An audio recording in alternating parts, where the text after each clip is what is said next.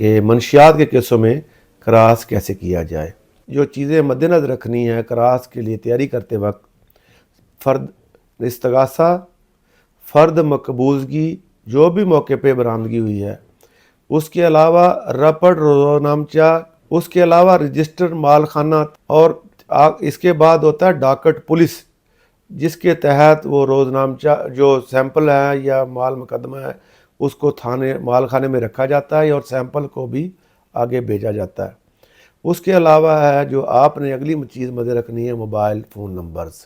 جب بھی cross examination آئے تو یہ ڈاکومنٹ آپ کے مد نظر ہونے چاہیے۔ یہ 4 چیزیں جو ہیں ریکارڈ سے اسٹیبلش ہونی پراسیکیوشن کی طرف سے ضروری ہیں۔ سب سے پہلے تشکیل ریڈنگ پارٹی، دوسرے نمبر پہ برآمدگی موقع پر، تیسرے نمبر پہ تفتیش مقدمہ، اور چوتھے نمبر پر سیف کسٹڈی۔ اگر یہ 4 چیزیں پراسیکیوشن اپنے کیس میں اسٹیبلش نہیں کرتی تو وہ اس کو بریت مل جاتی ہے۔ اب جب بھی آپ کے پاس کیس آئے تو آپ کو اس تھانے کا رپٹ روزنامچہ اس تاریخ کا قانونی طور پر بھی مل سکتا ہے اور ویسے بھی آپ لے سکتے ہیں۔ اس دن کا رپٹ روزنامچہ آپ نے نکلوانا ہے۔ محرر جب بیان دینے آئے تو آپ درخواست دے کر رپٹ روزنامچہ منگوا سکتے ہیں۔ اس رپٹ روزنامچے میں جو بھی ریڈنگ پارٹی کے ممبران ہیں ان کی روانگی درج ہوتی ہے کہ وہ کہاں کے لیے روانہ ہوئے۔ عام طور پر دیکھا گیا ہے کہ ریڈنگ پارٹی کے جو ممبران ہوتے ہیں وہ مختلف جگہ پر مختلف افسران کے ساتھ روانہ ہوئے ہوتے ہیں، تو آپ نے یہ مد نظر رکھتے ہوئے تو سوالات جب بھی ریڈنگ پارٹی کا بندہ آئے گا تو اس سے شروع کرنے ہیں کہ آپ نے تھانے سے کب روانگی ڈالی اور کس طرف کو روانہ ہوئے۔ جب آپ کے پاس رپٹ روزنامچے کی کاپی ہوگی پہلے سے تو آپ اس کو اچھے طریقے سے انداز سے تیار کر سکتے ہیں اور اس میں تضاد لا سکتے ہیں۔ پھر جو ہے دوسری آگے وہاں سے ریڈنگ پارٹی کی تشکیل، پہلی آپ نے تضاد کرنا ہے۔ جو بھی تضاد لے کر آئیں گے اگر وہ فرق آ جائے گا تو آپ کو کیس میں ایکویٹل مل جائے گی۔ دوسرا موقع پہ برآمدگی کی کارروائی۔ اب یہ ہے کہ آنریبل سپریم کورٹ نے ہولڈ کر دیا ہے جو اس میں 2024 SCMR 934 میں کہ لارڈشپ قاضی فائز صاحب نے کہ کیونکہ اس طرح کے کیسوں میں عام طور پر دیکھا گیا ہے کہ جعلی طور پر برآمدگی ڈالی جاتی ہے۔ جب بھی افسران حکم دیتے ہیں تو تمام جن پہ پریویس ریکارڈ ہوتا ہے ان کو پکڑ کر ان کو 1-1 کلو 2-2 کلو میں چلان کر دیا جاتا ہے۔ تو آنریبل سپریم کورٹ نے اس بات کو ختم کرنے کے لیے یہ ججمنٹ پاس کی ہے کہ ویڈیو کلپنگ بنائی جائے گی موقع پہ یا اس کی تصاویر لے جائیں گی تاکہ یہ جو ہے فالس امپلیکیشن کا امکان ختم ہو سکے۔ اگر انہوں نے ویڈیو کلپ نہیں لی تو آپ اس کو یہ سوالات پوچھ سکتے ہیں کہ آپ کے پاس موبائل تھا، آپ نے کوئی ویڈیو بنائی ہے۔ اگر انہوں نے ویڈیو بنائی ہو تو اس کی پھر چین بھی ثابت کرنی ضروری ہے۔ پھر اس کے بعد یہ دیکھا جاتا ہے کہ یہ کس جگہ سے برآمدگی ہوئی ہے۔ کیا یہ لوگوں کی پبلک پلیس تھا، کوئی پارک تھا، کیا وہاں دستیاب ہو سکتی تھی کوئی چیز یا نہیں۔ تمام چیزوں کو مد رکھ برآمدگی کی کارروائی کو دیکھنا ہے۔ اس برآمدگی کی کارروائی کے بعد اگلا سلسلہ یہ ہوتا ہے کہ اس کا استغاثہ بھیجا جاتا ہے تھانے میں۔ اب یہ بھی آنریبل ہائی کورٹ نے ہولڈ کیا ہوا ہے کہ اگر استغاثہ لے کے جانے والا گواہ آپ نے نہیں رکھا تو اسی ایک بنیاد پر بھی بریت ہو جاتی ہے۔ پھر جناب اس میں سب سے جو مین گراؤنڈ ہے وہ ہے سیف کسٹڈی کا۔ آنریبل سپریم کورٹ نے یہ مسلسل ہولڈ کیا ہوا ہے اور اس میں اب کوئی بھی دوسری رائے نہیں ہے کہ اگر سیف کسٹڈی کسی کیس کی پروو نہیں ہوگی تو اس کو بریت ہوگی۔ سیف کسٹڈی کا مطلب یہ ہے کہ جائے وقوع جہاں سے برآمدگی ہوئی ہے وہاں سے لے کر وہ مال مقدمہ تھانے جانے کی مکمل چین، اور اس کے بعد اس کو تھانے سے لے کر جانے کی PFS سے سیمپل کو لے کر جانے کی مکمل چین۔ اس میں قانونی طور پر ضروری ہے کہ 72 گھنٹوں کے اندر اندر یہ سیمپل لیبارٹری جانے چاہیے۔ یہ آپ نے مد نظر رکھنا ہے، 161 کے بیانات لکھے ہوئے ہوتے ہیں تمام، کسی بات کو بھی پراسیکیوشن سرپرائز وٹنس نہیں قرار دے سکتی۔ اگر کسی گواہ کا 161 کا بیان نہیں ہے تو صرف اس کی شہادت صرف اس ایک بنیاد پہ ختم ہو جائے گی کہ اس کا 161 کا بیان نہیں ہے۔ اب بعض اوقات 161 کے بیانات لکھے ہوتے ہیں لیکن اس میں مکمل تفصیل درج نہیں ہوتی، تو آپ کو پتہ ہونا چاہیے کہ جو تفصیل انہوں نے درج نہیں کی اور وہ آ کر اگر عدالت میں بیان دیتے ہیں تو آپ اس کو کنفرنٹ کرائیں گے۔ سیف کسٹڈی کا پرنسپل ہے نا، وہ آپ نے ہر کیس میں مد نظر رکھنا ہے۔ سیف کسٹڈی نہ صرف مال مقدمہ کی ہوگی بلکہ جو سیمپل پہ تیار کیے جاتے ہیں مال مقدمہ سے، اس کی بھی سیف کسٹڈی ہوگی۔ وہاں سے سیف کسٹڈی جو ہے جس کا ریڈنگ پارٹی کا سربراہ مال مقدمہ اور جو ہے سیمپل اور ملزم حوالے آئیو کرے گا۔ آئیو جو ہے وہ تمام مال مقدمہ سیمپل جو ہے اپنے محرر کے حوالے کرے گا۔ اب یہ اگر پولیس فائل میں درج ہو تو یہ ضروری نہیں ہے کہ وہ رجسٹر روز نامچے میں درج ہو۔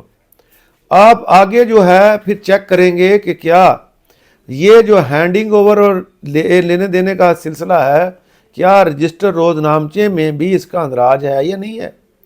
اگر رجسٹر روز نامچے میں مال مقدمے کا یا سیمپل جو ہے جمع کرانے کا اندراج نہیں ہے، عام طور پر دیکھا گیا ہے کہ یہ کیونکہ جعلی کارروائی کی جاتی ہے تو مال خانہ کے رجسٹر میں مال مقدمہ یا سیمپل پیپر درست طور پر درج نہیں کیے جاتے، اور جو موقع سے لے کر تھانے جا رہا ہوتا ہے محرر یا تفتیشی اس کا نام بھی درج نہیں ہوتا۔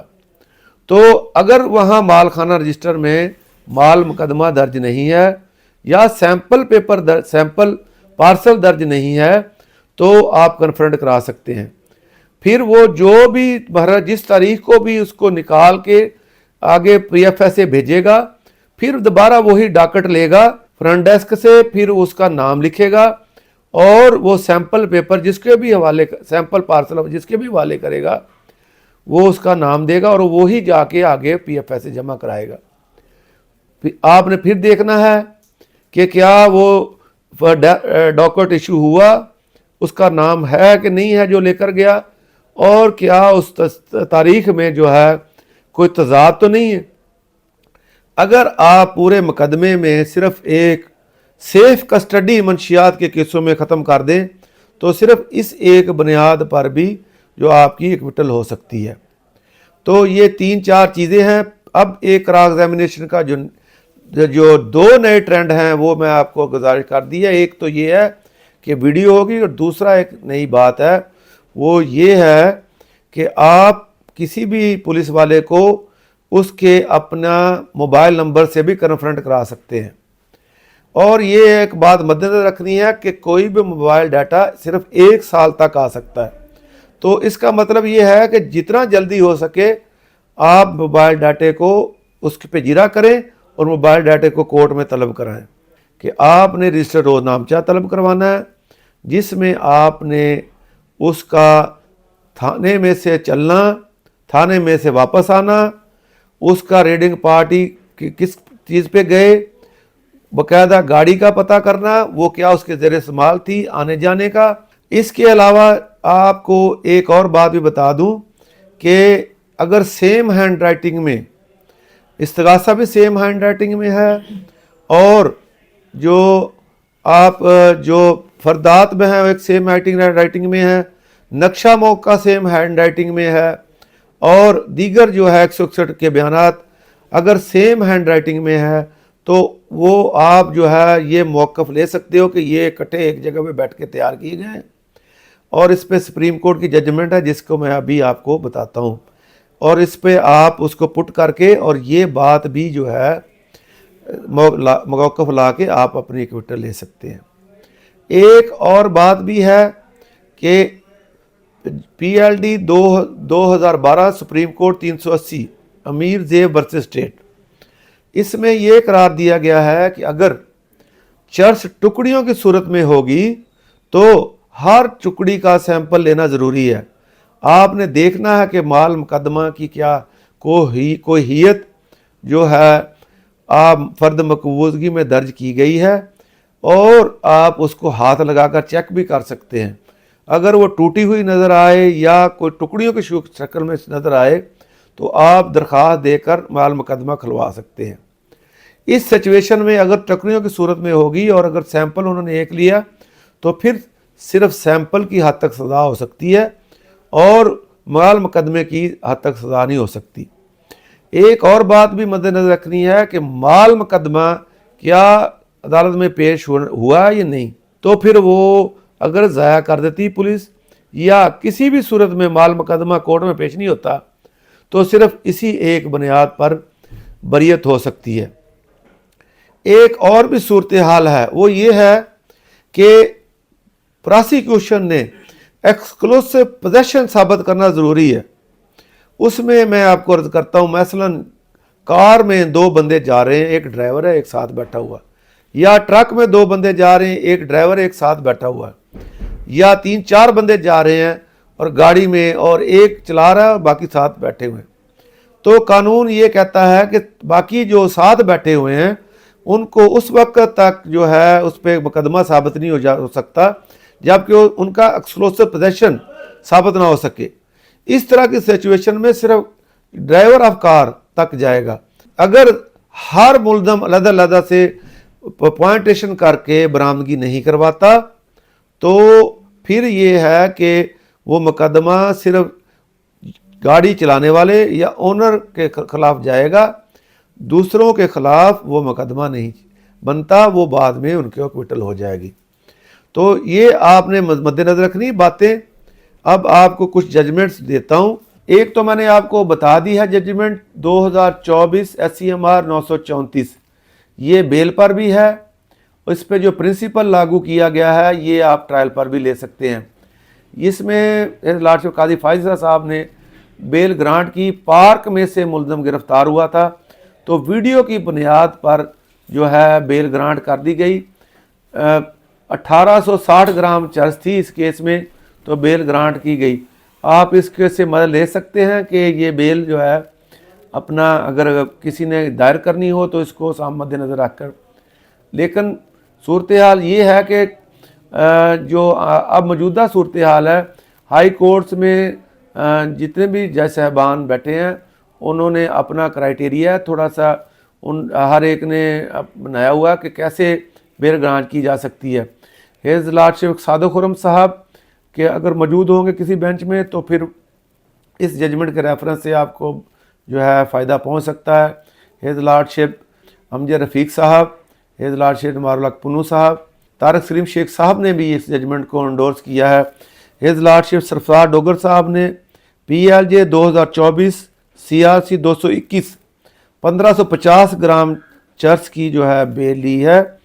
उसमें डिले थी तो बड़ी ही अच्छी जजमेंट पास की है उन्होंने, पढ़ने वाली है। फिर PLJ 2024 CRC 79 1600 ग्राम चर्च पे बेल हुई है सर।